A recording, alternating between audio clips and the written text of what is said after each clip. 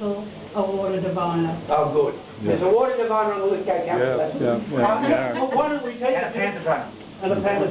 Why don't we take a few questions? Now, normally we'd also have our science or fiction. Can we hold that over till next time? Is that okay? Yeah, that would be great. Any questions to this? Yes, down there, big voice. Yes, you, yeah. Yeah, that was really, really great. Do you think that there's kind of scientific aspects of the mind that can only be unlocked by kind of ritual? Like in terms of, do you think there's something wide in the way we are that people need to have kind of rituals that... Definitely, and it's interesting how we look quaintly at the ritual. If we look at people in Papua New Guinea and they all dance around with their headdresses, we think, oh, isn't that a lovely ritual? But we have the same thing. Look at our own politicians, and it's interesting because we all say we don't trust politicians and they're the least trusted people, but they have to be part of a ritual, because if they actually told the truth, we wouldn't vote for them, believe it or not. The media would destroy them. So they have to follow this pattern of not answering the questions and so forth. So I have a feeling that's part of our human psyche, that the ritual side of it is there for some evolved reason, I would think. I don't know what it is, and I think we've got to be very careful where everyone laughs when I talk about a person being self-deluded, because as I mentioned to you, I bet we all have our little self-delusion in some way, even if it's about something we can do ourselves that we mightn't ever be able to do. Luckily for me, when I was about 12, I wanted to become a musician, and I was given a saxophone, a soprano saxophone, and I tried to play it for about 12 months, and luckily my music teacher said, Dick, look, can I tell you something? I have to be direct, that you will never be able to play the saxophone. And that was damn good advice. And you get people who believe that they can be good at anything they want to be good at. That's not true. Every human being will be good at something. You've got to work out what that is, I believe, because it's so easy to self-delude yourself. Quite often the thing you're good at is a lot of hard work. That's the hardest thing to get there. But it's so easy to self-delude yourself, and I've met people who've tried for most of their life to succeed at something they'll never be any good at. Whereas if they've focused on something they are good at, they might have been more successful. Yes? This one? Oh, yes. I just wanted to comment on that politician thing. A mayor in Croatia, a man who was going for mayor in Croatia won with the slogan, "All for me, nothing for you."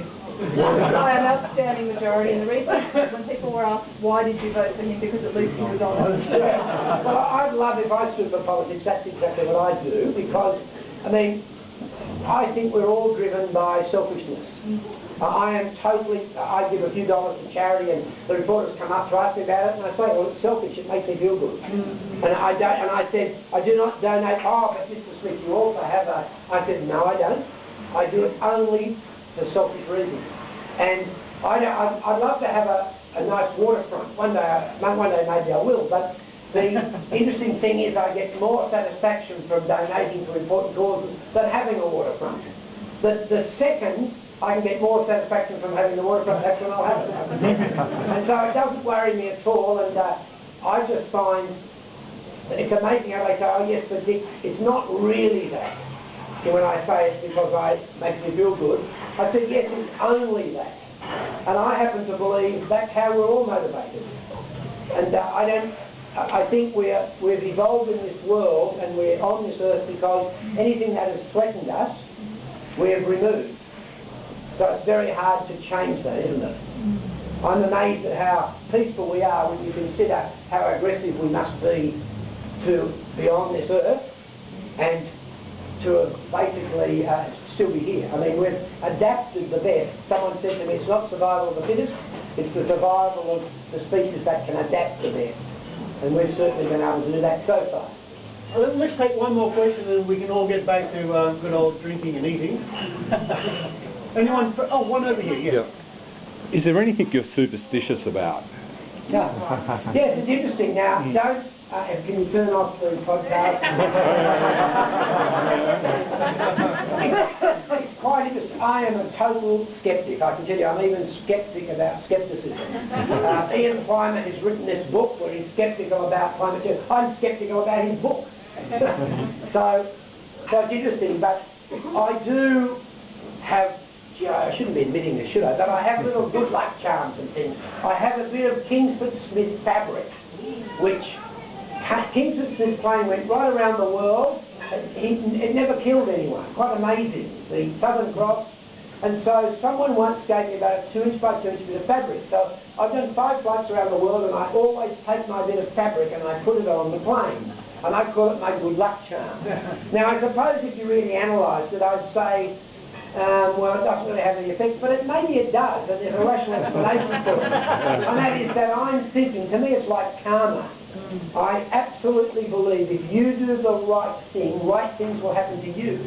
I don't think necessarily, I don't know that it's coming from some supernatural being, but I do know that doing the right thing gives you a confidence, gives you a feeling that things will normally be more successful.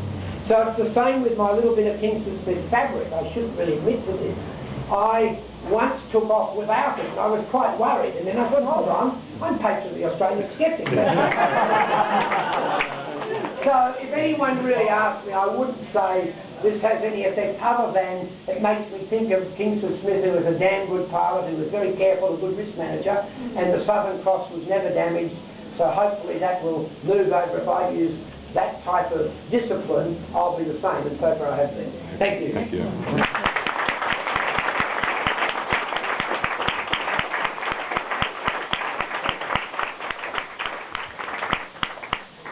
Well, thank you very much, Dick Smith. What a fantastic talk, and it's really good to see the man who really kicked it off in this country all those years ago coming on to enjoy everybody's company here tonight. I'm sure Dick will be happy to have a chat with as many of you who he can. I think you might not realise this in this room tonight. Oh, I'm sorry. Yeah, we hit this woman. One of the men who took part in the 1980 water binding test was a man by the name of Austin Edward McAlpine. Austin McAlpine. That's his son. Ah, okay. Oh, wonderful. Thank you. Is he still a believer? No, he's passed on a long time ago.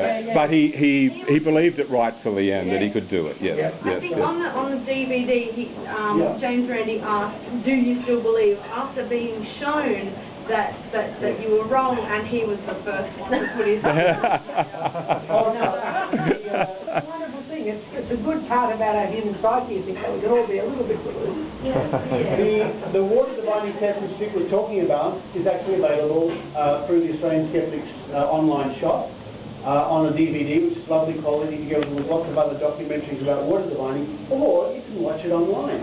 If you just Google James Randi in Australia, you can see the whole adventure way back in 1980, and thousands of people around the world have seen that video now because it's online. So, ladies and gentlemen, thank you once again. Enjoy the rest of the evening, and another big hand for Dick Smith.